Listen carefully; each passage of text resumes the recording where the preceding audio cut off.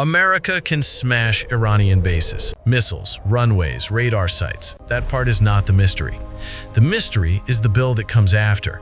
Because beating Iran does not mean winning a highlight reel. It means finishing the job, toppling a system, replacing it with something that holds, and keeping oil markets from catching fire while you try.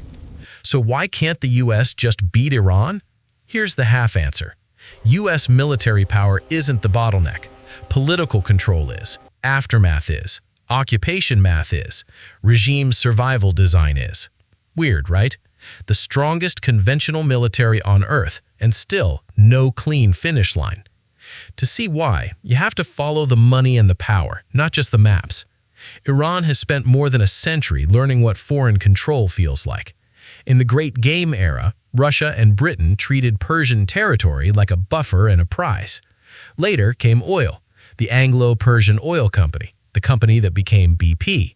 Western-aligned interests, local anger, national pride colliding with foreign contracts. That clash was never just about flags, it was about who owned the cash flow under the ground. During World War II, Allied forces occupied Iran to secure supply routes. After the war, the fight over oil got hotter. In the early 1950s, Prime Minister Mohammad Mossadegh moved to nationalize Iranian oil. Britain pushed back hard, and, according to declassified CIA materials and the historical record, the United States and Britain backed a 1953 coup that helped remove Mossadegh and restore the Shah's grip. That matters because Iranians did not forget it. The Shah became a Western-aligned strongman. Modernization on one side, secret police and resentment on the other. Then 1979 hit, revolution, the Islamic Republic, a system built in part as a rejection of foreign-managed politics. From that point forward, regime survival stopped being a slogan. It became the operating system. Military defeat means you destroy the other side's ability to fight you in open war. Regime change means you remove the people who run the country and install a new political order that actually sticks. Those are not the same product. You can buy the first with air power. You cannot buy the second on the open market. One is a battlefield problem. The other is a government problem. America is excellent at the first. The second eats years, money, and political capital. And Iran's system was designed around that difference. At the top sits the supreme leader, real power, not just ceremony. Below that, elections happen, but candidates get filtered. You get a kind of managed politics, enough participation to claim a republic, not enough openness to let outsiders casually flip the board. Then comes the security architecture.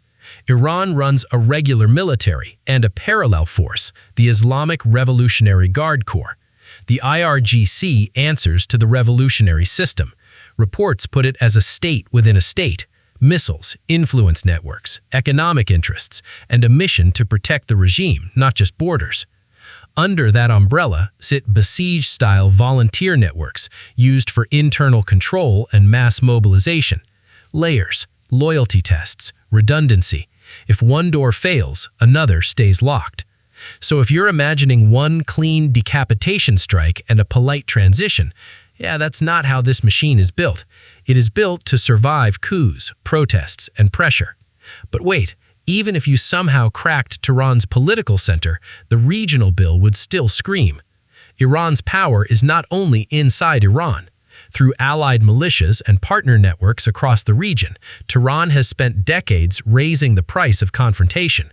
Rockets, asymmetric pressure, shipping risk, political chaos next door. For Washington, that turns a quick campaign into a multi-front cost center. And cost centers do not care how impressive your first night of strikes looked on cable news. Then there's oil, the Strait of Hormuz. According to U.S. Energy Administration reporting, oil flowing through that choke point has recently averaged around 20 million barrels a day, roughly a fifth of global petroleum liquids consumption, about a quarter of seaborne oil trade in recent tallies. You don't need a full blockade to move markets. You need fear, delay, insurance spikes, and one bad week of headlines. Gas prices, shipping rates, inflation nerves, political panic in capitals that never asked for a Persian Gulf crisis. That's the economic lever, not Hollywood villainy, balance sheet warfare. For an American viewer, it is also a kitchen table risk. Energy shocks travel. They hit wages, elections, and Fed nerves.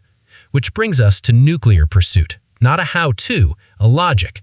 When a government believes outside powers want it gone, a nuclear capability becomes an insurance policy in its own mind. Deterrence, survival, leverage. Whether you agree with that logic or hate it, the incentive is clear. Make regime change too expensive to attempt. Sanctions try to raise the cost of building that insurance. The regime tries to raise the cost of removing it. Two ledgers, same fight. Here's the part people miss. The Iranian people are not the Iranian regime. Reporting and surveys over the years have repeatedly suggested deep frustration and opposition inside Iran. Corruption, repression, economic pain. Many Iranians want something better, but outside attack can flip the emotional script. Nationalism rises, the regime wraps itself in the flag. A foreign strike can turn a domestic protest movement into a rally around the state moment. That is a nightmare for planners who think bombs create liberals. So let's say it straight. The US keeps winning the firepower contest and losing the balance sheet contest. America can inflict massive conventional damage. That is real. What is hard, expensive, and uncertain is occupation, political replacement, and lasting control. Iraq and Afghanistan already taught Washington what after the victory speech can cost. Estimates for those post-9/11 wars run into the trillions of dollars when you add the long tail.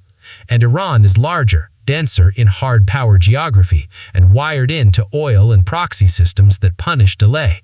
Every extra month of uncertainty is another invoice: troops, munitions, energy shock, alliance politics, and domestic patience.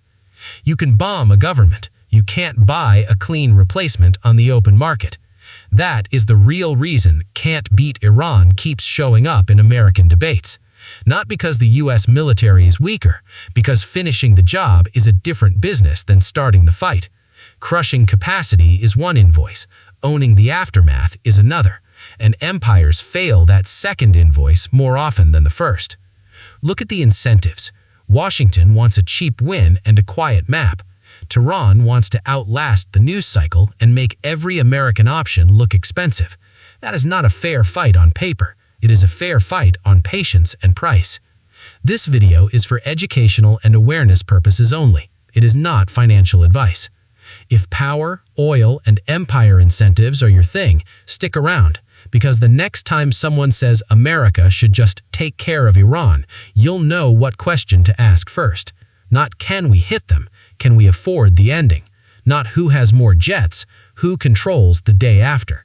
Thanks for watching. If you want to see more videos like this, make sure to like this video and subscribe to the channel.